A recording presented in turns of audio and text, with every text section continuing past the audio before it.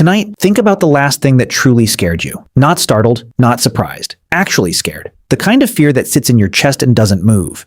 The kind that makes your body want to run before your brain has even finished processing what it's looking at. Now imagine building a temple to it. Imagine carving its face into stone, feeding it your food, sacrificing your animals to keep it calm, waking up every morning and performing a ritual specifically designed to make sure it didn't destroy you today. That sounds insane from where you're sitting right now. It was the most logical thing in the world to them. Because here's what we keep getting wrong about ancient humans and their gods. We look at what they worshipped and we ask, what were they thinking? We see a god of plague, a god of storms, a goddess of death, a deity with a skull for a face and a taste for blood, and we assume something went wrong in how they understood the world. Nothing went wrong. They understood the world perfectly. Better in some ways than we do.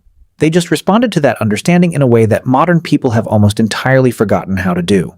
And when you see what was actually behind it, you won't find superstition. You'll find one of the most psychologically sophisticated survival strategies the human mind has ever produced. This is the story of why ancient humans didn't just fear the things that could destroy them, they got down on their knees in front of them. And why that decision, strange as it looks from here, might be one of the main reasons you're alive to find it strange. Let's start with what they were actually dealing with. Because we use the word fear, but that doesn't quite cover it. Ancient humans lived in a world that killed without warning and without reason. A storm didn't care who you were. A drought didn't negotiate. A volcano didn't give you time to pack. Disease moved through a camp and took half the children before anyone understood what was happening. The ocean swallowed boats whole. Lightning split trees and set forests on fire, and there was nowhere to go. And none of it had a cause they could see. That's the part that matters most. Modern people are afraid of things too, but we almost always have a framework. We know what causes a storm, we know what disease is, we know the volcano has magma underneath it, and the magma has pressure, and the pressure builds. We can point to the mechanism, we can study it, sometimes predict it, occasionally control it. They had no mechanism, they had only the thing itself. A storm wasn't weather, a storm was something that decided to come. Something that was there, present, intentional. Something that could be angered or appeased. Something that had, in a word, a will. When everything that can kill you appears to have a will, you don't study it. You relate to it. You treat it the way you'd treat any powerful entity whose decisions determine whether you live or die. The way you'd treat a chief who could exile you, the way you'd treat a predator you couldn't outrun. You watch it. You learn its patterns. You figure out what seems to make it angry, and you avoid those things. You figure out what seems to make it calm, and you do those things obsessively. You worship it. Not because you love it, because you can't afford not to. The earliest evidence of this pattern goes back further than most people realize. At a site in Turkey called Göbekli Tepe, built somewhere around 11,500 years ago, we find the oldest known religious structures on Earth. Massive stone pillars arranged in circles carved with animals. And the animals carved there aren't the gentle ones. They aren't deer or rabbits, they are vultures, scorpions, snakes, spiders, foxes with bared teeth, the things that killed you, the things that ate the dead, the things that moved in the dark and showed up without warning and left pain behind. These were carved with extraordinary care and detail into structures that took enormous collective effort to build. At a time when humans were still hunter-gatherers, before farming, before cities, before almost everything we associate with civilization, which means the very first thing humans decided was worth building something permanent for was not a celebration of the good. It was an attempt to manage the terrifying. Archaeologist Klaus Schmidt, who spent decades excavating Göbekli Tepe, argued that the site wasn't built near resources or shelter as you'd expect from a practical structure. It was built specifically as a place to gather and perform ritual. The religion came before the city. The need to manage fear of the deadly and the unknowable drove the organization of human society itself. We didn't build civilization and then develop religion. We built religion first because we needed somewhere to put the terror, and civilization grew around it. But here's where it gets psychologically interesting. Because worshipping terrifying things isn't just about appeasement. It's about something much deeper that your brain is actually doing right now, whether you know it or not. Psychologists have a concept called the paradox of horror. People seek out frightening experiences. Horror films, roller coasters, true crime, haunted houses, extreme sports, things that trigger genuine fear responses in the body, that spike adrenaline and cortisol, that make the heart race and the breath quicken. And they do this voluntarily, repeatedly, for pleasure. The reason researchers believe is that fear is one of the most powerful experiences of being alive. It sharpens everything. Time slows down, the body floods with energy, every sense opens up. And when the feared thing passes, when the roller coaster stops and you're still sitting in your seat, there's a profound sense of relief and exhilaration that's almost chemically identical to joy. Ancient humans discovered this too, not in theme parks, in ritual. The ceremonies built around terrifying gods weren't just bargaining sessions with dangerous forces. They were controlled exposure to fear in a context that had a structure and an outcome. You came to the ritual frightened. You performed the sacrifice, the chant,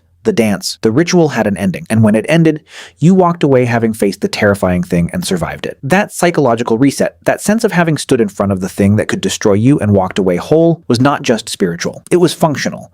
It made people capable of going back out into the world that was genuinely trying to kill them. The ritual was a rehearsal for survival. And then there are the gods themselves. Because when you actually look at what ancient peoples built and worshipped, a pattern emerges that is far stranger and more sophisticated than simple fear. They didn't just worship the terrifying thing, they gave it a personality, a history, relationships. They made it capable of being known. Kali, the Hindu goddess most associated with death and destruction, is depicted standing on a corpse, wearing a necklace of severed heads, her tongue dripping blood. She is one of the most actively worshipped deities in the Hindu tradition. Millions of people pray to her daily. But Kali is not simply death. She is death that protects. She destroys demons. She kills the things that would otherwise kill you. The blood on her hands isn't innocent blood. It's the blood of the things that threatened her children. She is terrifying specifically so that the things that threaten you will be more terrified of her. Worshipping Kali is not worshipping death. It is asking death to be on your side.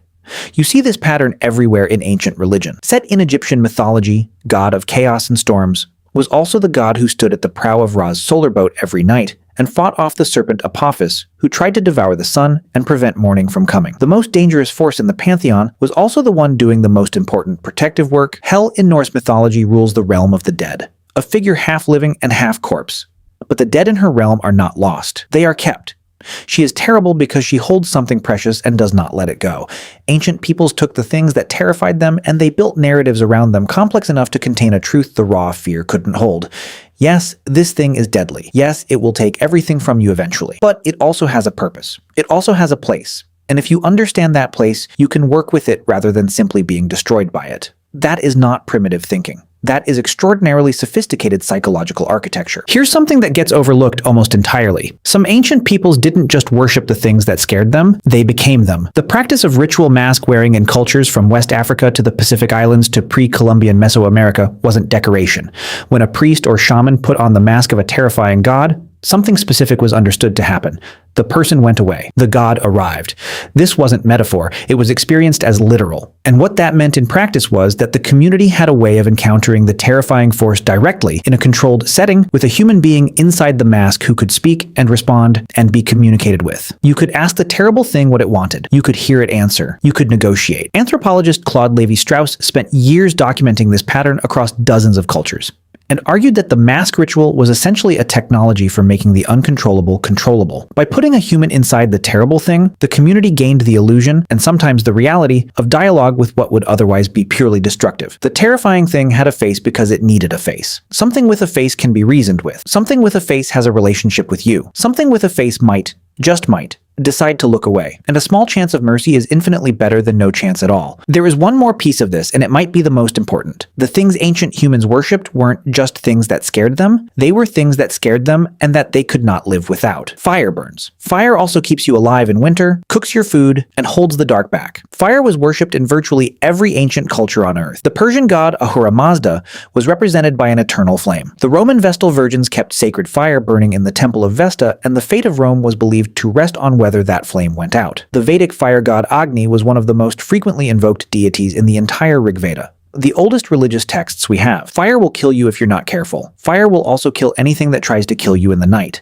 The thing you fear and the thing you need are the same thing. The ocean swallows sailors. The ocean also feeds entire civilizations. The storm destroys crops. The storm also breaks the drought. The volcano buries cities. The volcano also creates the most fertile soil on Earth. The pattern ancient humans identified, without the language of ecology or systems thinking, was that the world's most terrifying forces and its most sustaining ones were not separate things. They were the same things.